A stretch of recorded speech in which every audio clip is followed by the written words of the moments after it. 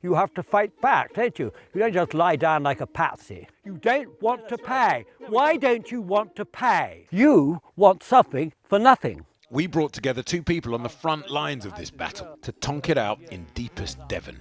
How much land have you got? 3,000 acres. And how much of that is publicly accessible? None of it has public access on. It's privately owned land. Which is the nub of the issue.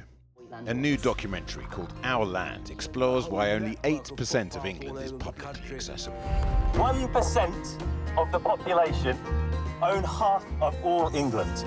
We're not trying to disturb people's privacy. We're just saying that as people that live in this country, live in England, we would like to be able to access nature much more easily than we currently can. The Right to Roam campaign was born of the Kinder Mass trespass nearly a century ago, which created our national parks. Scotland does have a legal right to roam, albeit responsibly, but not the rest of the UK. Something Labour promised in opposition, but in power has gone quiet. And as far as Francis is concerned, you want to play, you got to pay. Is there any amount of wealth that you could have which would mean that you would say, you know what, this is my gift to the nation? Or will you always say, no, boys, you got to pay? I think people should pay for what they enjoy doing. Nature, privacy, responsibility. Things got heated. They kept coming back to this. Why can't you pay? It's your pleasure.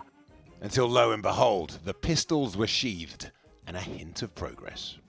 In return for a right of responsible access to the countryside, what about if more people actually got involved in doing things like helping take out invasive species, picking up litter that's been left for whatever reason, doing things about that? I mean, there's room to negotiate with every landowner and farmer on those very issues.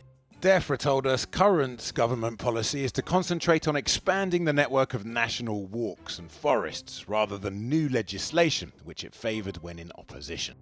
Francis and Guy are but two voices in this complex discussion.